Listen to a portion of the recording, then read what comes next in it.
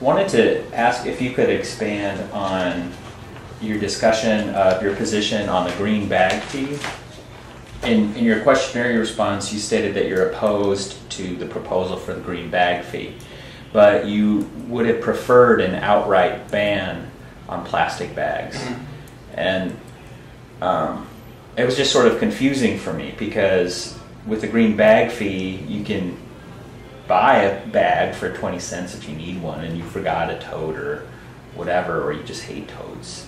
But with an outright ban, you don't even have that option. You got to buy a new tote bag right there in the store for maybe a couple bucks or something. So we haven't banned the paper bags yet, so I think. Is that where you were going? There might be another option there. Okay. But ideally, we want people to use reusable bags, of course, and I think you'll have a hard time finding anybody in your walk of life that hates plastic more than I do. I mean, our kids never drank out of plastic anything.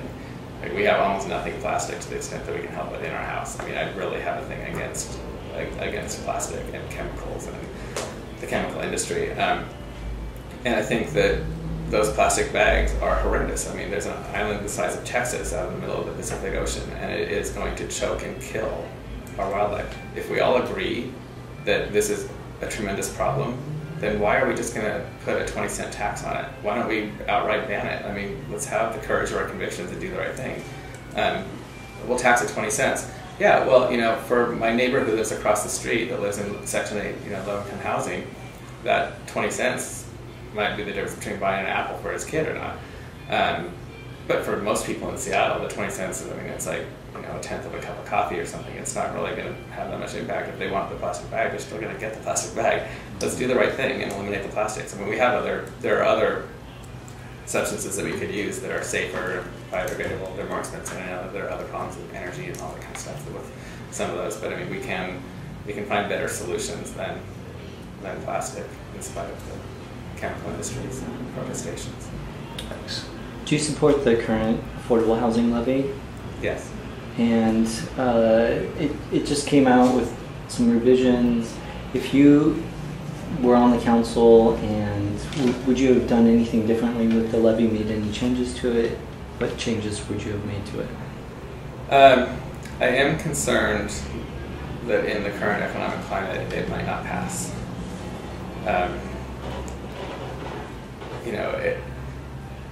It's hard to. We were fortunate in that the Parks levy was able to pass last year. But last year in November, it wasn't clear yet exactly how bad the economy was going to get. And there are a lot of people out there that are scared. I mean, not just the ones who've lost their jobs, but I mean, there is a palpable fear out in the electorate right now. And I worry that we might not be able to pass it. I mean, I would have preferred to see more of a sort of stopgap. Let's keep it at the same level for a year or 2 years until the economy turns around, and then put a bolder proposal on the table just to make sure that, I mean, if that money runs out, the money's going to run out. The term is expiring, and if the levy fails, then there are going to be a whole lot of people in a world of hurt, and I just, I hope that doesn't happen.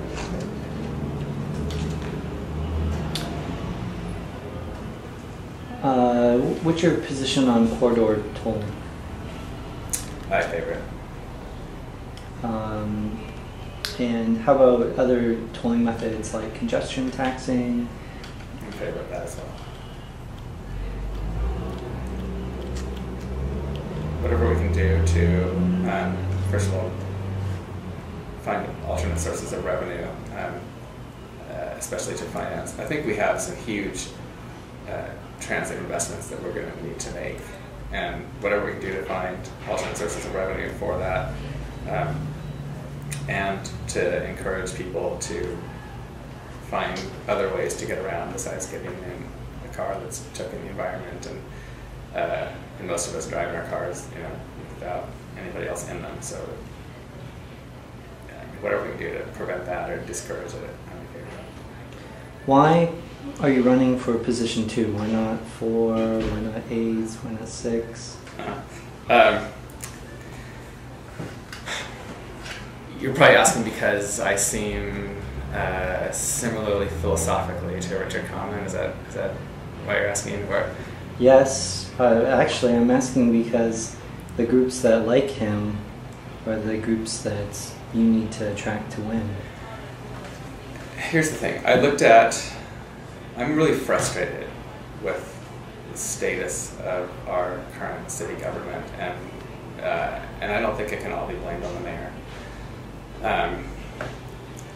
We have a council that has a very intense relationship with process. And I think that comes at the expense of actually getting things done. And I think that, frankly, Richard is at the heart of that. I know that in his heart of hearts he agrees with me on most of the things I'm talking about. I know it. But I don't hear him out there championing them. I don't hear, his voice is very timid, and the clock is ticking. And I think part of what frustrates me is that, I talk to people from within the environmental community and stuff. I'm a member of Sustainable West Seattle, and people have a sense that, well, we have one of our own on the council, and it makes people complacent. And I don't think we have time for complacency.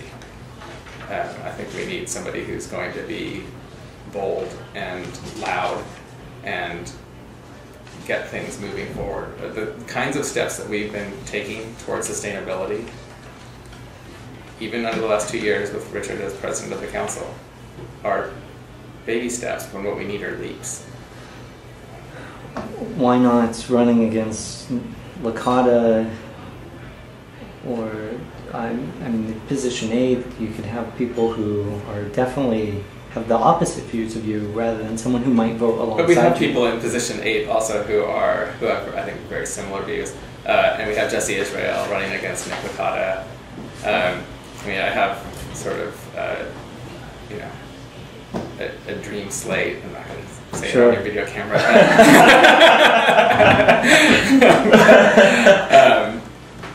But there are some really great candidates running this year, and I am really excited for the future of the city. I think we have a chance to really move things forward and break through some of the gridlock we've been under. So. Well, we might talk to you off camera.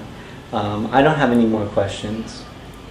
I have a question about, just following up on this side. You talked a little bit about the style differences. And so I'm curious how you see your style working in council to be kind of a promoter, because a lot of what council, you need to build coalitions to effectively counter the mayor if necessary. Yep. How do you see your style excelling in city council to be that change that I think you're talking about? Right.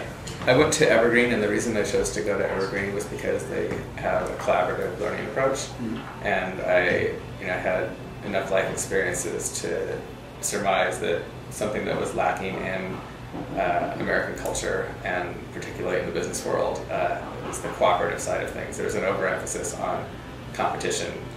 Everything's about, people think it's Darwinian to say survival, but those people haven't actually read Darwin, because Darwin talks as much about cooperation and the origin of the species as he does about competition. But and the skills that I learned at Evergreen have served me very well since then. I listen very well. I take a collaborative approach. I seek advice.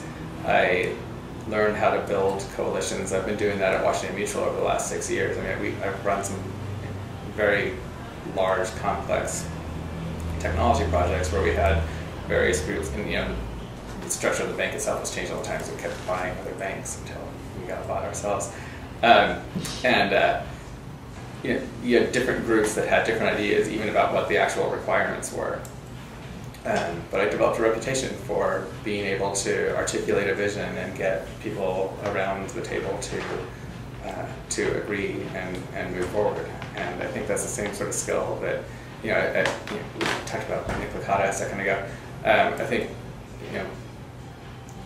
one of the areas where Nick could do better is on actually doing that work, building the coalition, making sure that when you get to a vote, on the council that you know who your other 4 votes are. You've got to, or else there's no point in bringing any legislation you care about to go vote, because if it's just going to go down, then you're setting that a nasty precedent that you don't want to set. You have to do the politicking first. And I definitely get that. Great, thank you. Thank you, David. Sure. Yeah, thank you.